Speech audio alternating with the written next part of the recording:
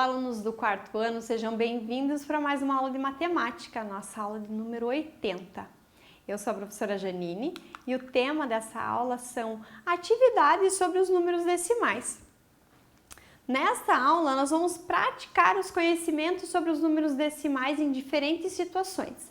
Então, nós viemos de algumas aulas falando sobre os números decimais e agora nós vamos praticar. Então, observe como questões podem aparecer lá no livro didático de vocês, em questões da sala de aula ou fora dela, que vocês vão trabalhar os números decimais. Combinado? Então, vamos lá.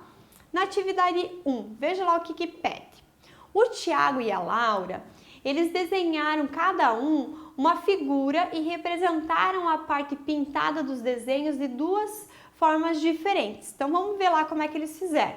Então, a Laura, ela dividiu em 10 partes e pintou 3. E ela colocou, então, 3 sobre 10 ou 0,03. E o Tiago, ele colocou 6 partes pintadas sobre 10 e escreveu 0,06. E agora, as representações fracionárias e decimais das figuras desenhadas estão corretas? O que vocês acham? Quando a Laura colocou que 3 décimos é 0,03, será que ela está certa? 3 décimos, como é que eu represento? Não tenho parte inteira e décimos, quantos zerinhos tem o décimo? O 10? 1. Então, esse 3 ele já vem aqui, ó, depois da vírgula, tá? E o Tiago, ele falou que ele representou a figura dele lá com 6 partes pintadas e 10 partes divididas. Se eu estou trabalhando com décimos, da mesma forma, é 0,6, tá? Então, das duas formas, elas estão erradas, tá, pessoal? Ali a fração tá certa, a parte decimal não está. Tá bom? Porque elas não poderiam ter esse zerinho ali depois da vírgula. Ali estão representando centésimos, tá? Então, só para vocês ficarem atentos com isso. Quando o meu denominador, quando a fração tiver denominador 10, eu tenho uma casinha depois da vírgula.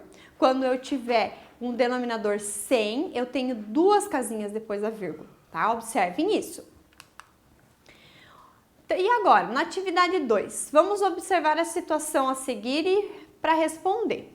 Nós temos aqui, ó, sabe-se que um meio de 100 pessoas, ou metade, né, meio de 100 pessoas que estão na fila de uma exposição tem menos de 15 anos. Quantas são essas pessoas? E agora? Agora eu tenho uma situação de uma fração de um número. E agora, como é que eu faço para descobrir quanto é esse valor que eles estão me pedindo ali, desse grupo, né? Essa fração desse grupo? O que eu vou fazer? Primeiro, eu vou dividir o grupo em 2 partes. Então, eu tenho 100 pessoas, eu vou dividir em 2. Então, eu tenho 50, ok?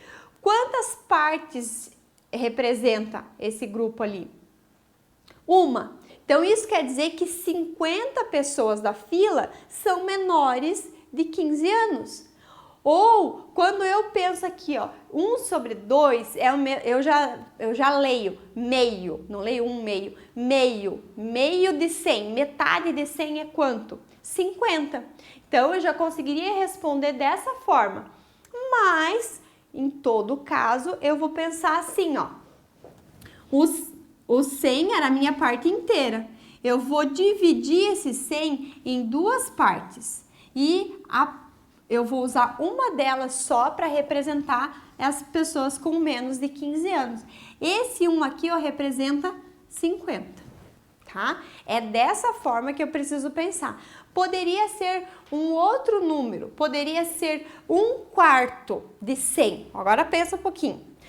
Se fosse ali, por exemplo, 1/4 de 100, eu pegaria o 100, dividiria em 4 partes. Então, eu teria 4 grupos com 25 pessoas. Se eu vou usar um grupo para representar essas pessoas ali com menos de 15 anos, a quantidade de pessoas seria 25 nesse caso, tá? Sempre vai ser assim, o denominador, em quantas partes eu vou dividir esse meu número, né? Esse meu todo. E o numerador vai representar quantas partes dessa eu vou precisar para demonstrar o valor, tá bom? Isso serve para outras situações também, né, pessoal? E agora, aqui nós temos também uma situação, vamos interpretar para depois a gente poder resolver. Nessa situação diz assim, ó, a Camila e a sua mãe foram ao cinema e ficaram 1/3 de hora na fila para comprar ingressos. Quantos minutos elas ficaram na fila? Pensando da mesma forma que nós fizemos a questão anterior, nós primeiro precisamos saber quanto tempo tem essa hora, né? Eu não vou dividir 1 por 3, eu vou dividir os minutos, né? Então, quantos minutos tem uma hora? 60. 60 divididos por 3 é 20. E elas ficaram quantas partes dessa? Uma. Então, 20 minutos. Então, isso quer dizer que a Camila e a mãe dela ficaram 20 minutos na fila para comprar o ingresso. Ah, prof, poderia ser divididos por 4? Poderia. Eu dividiria os 60 em 4 partes, que eu teria 15 minutos. E se elas ficaram 1/4, por exemplo, elas teriam ficado 15 minutos, tá? Então, essa dinâmica é a mesma. Vou pensar, eu vou dividir 1 hora ou vou dividir 60 minutos? O que eu consigo dividir, tá? Se eu vou fracionar ela eu vou precisar representar em minutos, né? Eu vou já pensar no 60, tá bom? E aqui, nós temos uma outra situação, um problema que precisa de interpretação. Então, vamos lá.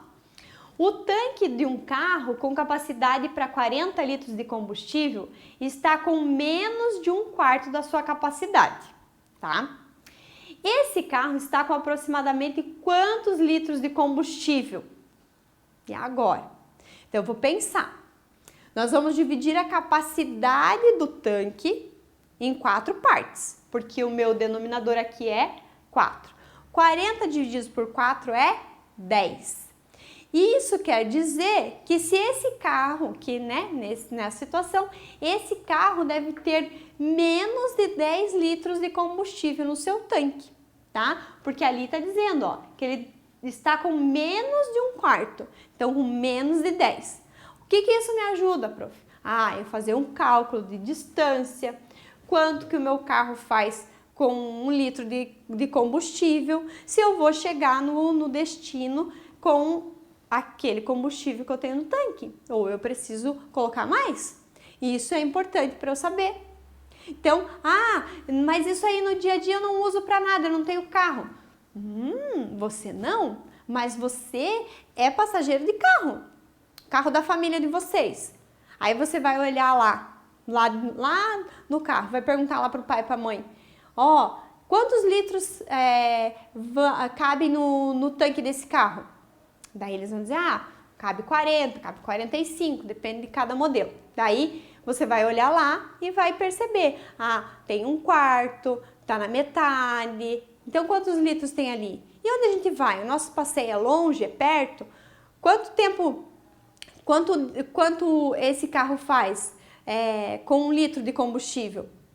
E aí você consegue descobrir se o combustível que está lá é suficiente para o passeio de vocês ou não. Você tem que passar primeiro no posto de combustível para encher, tá? Isso é importante. Essas situações que você consegue levar lá para o teu dia a dia, tá? E auxiliar, de repente, lá vocês numa situação que o pai e a mãe normalmente fazem, tá bom?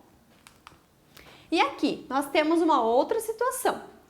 Eu quero que vocês observem ali e formem o valor em cada um dos casos usando essas moedas. Então, eu tenho moedas de 50 centavos, eu tenho de 25 centavos, 10, 5 e 1. E agora, para eu formar 35 centavos, quais moedas eu posso usar daqui?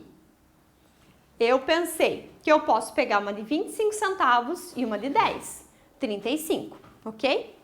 E para eu formar 76 centavos com essas moedas ali, o que eu vou precisar?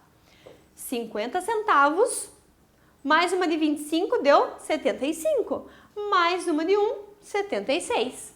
Legal?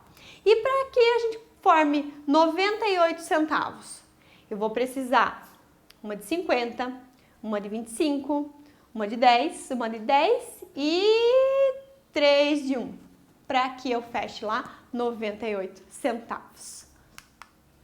E agora, nessa aqui, a Janaína escreveu na forma decimal os números 15085 e 1538, mas se esqueceu de colocar a vírgula. Agora, coloque a vírgula nos números que Janaína escreveu, sabendo que o algarismo 8 tem o mesmo valor posicional nos dois números e que o maior número é aquele que tem o algarismo 3. E agora? O que eu preciso pensar? Primeiro, vou organizar dentro do valor posicional. Vou colocar 8 embaixo de 8, certo? E aí, se eu colocar a vírgula aqui, eles ficam iguais, a parte inteira. E aí, eu vou colocar a vírgula aqui, ó, porque eu preciso de 3 números, 3 algarismos, 153, tá? Então, é aí que eu vejo que o meu número é maior. Se eu colocar, por exemplo, aqui, ó, 15 e 38, esse aqui fica maior que esse, tá? Então, observem essa posição da vírgula, tá bom? E o valor posicional ali que vem indicado 8, certo? Pessoal, chega aquele momento que vocês vão registrar a nossa aula no caderno. Data de hoje, o tema da nossa aula e bem importante, façam o registro das atividades que a prof colocou ali, os treinos que a prof colocou. Importante você treinar para você conhecer, tá bom? Depois daqui, vai lá para a atividade proposta. Capriche! Eu fico por aqui, desejo a vocês bons estudos e até a próxima!